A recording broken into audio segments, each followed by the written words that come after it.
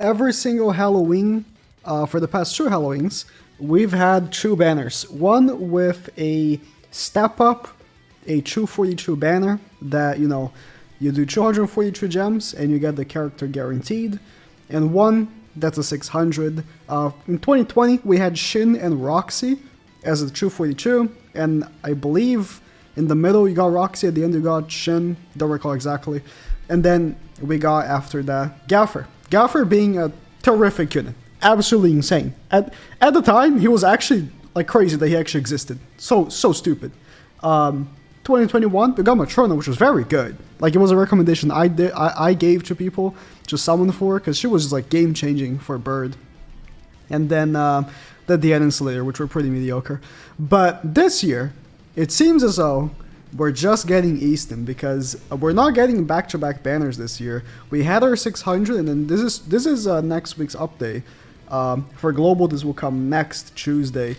It's just nothing. It's literally nothing. They're fixing the bug, the buff bug, so Rimuru is not broken anymore, or Estarossa. And that's about it. I mean, the other bugs are irrelevant. That's about it. The Halloween celebration, does it end? When does the banner go away? 27.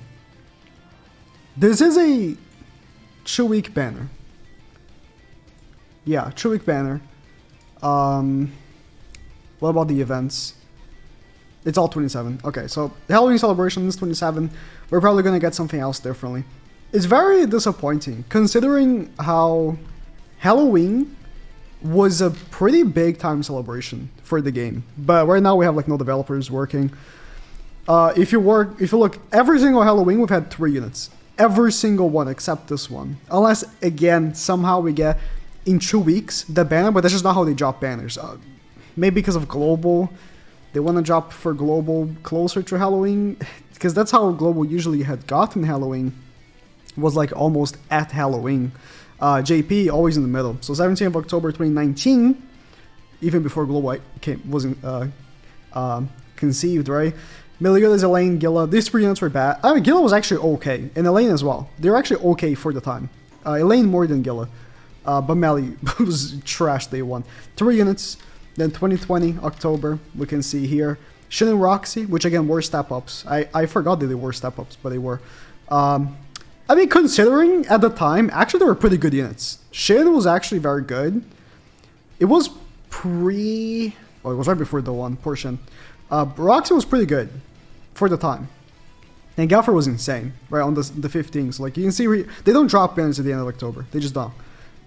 As they decide to this year. I don't know. Then Sauriel, Tarmiel, they already like move on from Halloween, right?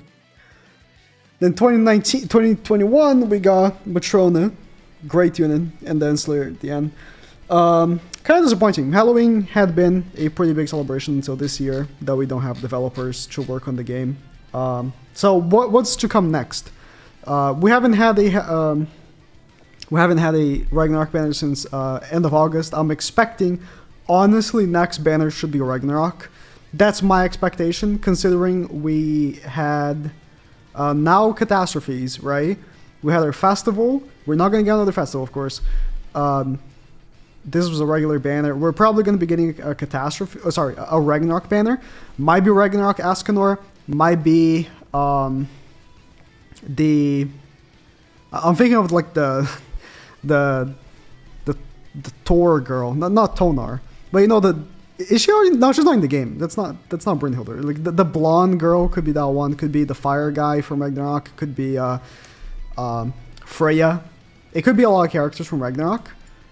But that's my expectation. That's where we're going to be getting next, so be ready for that. There might actually be a banner that's worth summoning for, considering it might be a character that's like super broken for PvP, like Brynhilde, and Brynhilde might come back on the banner. Who knows? She hasn't come back yet? Since June? Has she? No, she has not. Was she on Zelda's banner? I don't think she was. I don't remember. I wish we had the for me to click on and see like what characters in the banner. I have to go on my own videos to see that. So Brynhilde hasn't come back. I don't think she has come back. So it would be a great time for her to come back. So again, much better than summoning for Easton, right?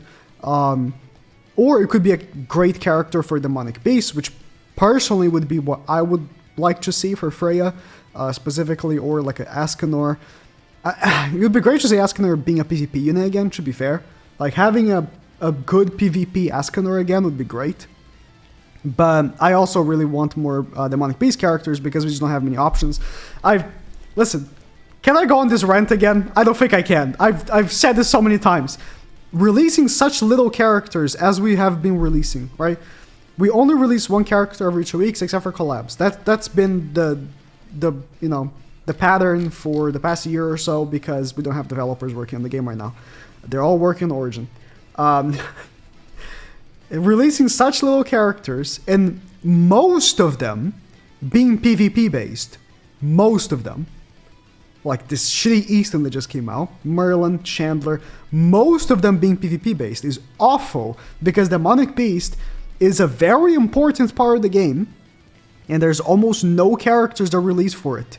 When was the last Demonic Beast character? Tonar, and then before was Freyr. Jormungandr. I mean, I guess you can group in Tarmio. Dan is not good for Demonic Beast, just not. Scotty, it's like only the Ragnaroks basically. It's basically only the Ragnaroks. Trader Meliodas. But that's only last year. Like, you see how much I moved? That's already last year. You know? So, festivals should always be good for Demonic Beasts. And PvP at the same time. That's a difficult balance, I know, but like... I don't know, Astarosa can be actually pretty decent for Deer and Bird. But he's terrible for dogs, because they literally made the activity counter him. Then Merlin's awful for anything that isn't PvP. Or maybe gold farming. She isn't even that good for gold farming, really. So, it's really annoying. Well, I'll give the 3 workers that are currently, still working on the game some props, though. The story for the thing was original, but we're only getting 1 character. Was it like they had 2 choices? Either they make 2 characters, they have enough workers to make either 2 characters, or 1 shitty character that's never going to be used by anyone other than for showcases. And make like 2 cutscenes for the story. They have to make those 2 choices because, listen, I'm not crazy, okay? I've already talked to people that have contacts with like gacha game developers. You know, some games actually have contacts with YouTubers because they actually care. And they told that's very normal. By the end of like a game's life cycle, they start crippling in the developers and putting different projects. It's like, that's what's happening, right? Origin better be good. Because for our gimped ass Halloween celebration, that's usually pretty good. Every single year, Halloween is like really good. For this year to be this shit, Origin better be good, bro. It better be good. I'm already sick of these shitty... I don't even say shitty developers, because like the 3 people working on the game are still doing good.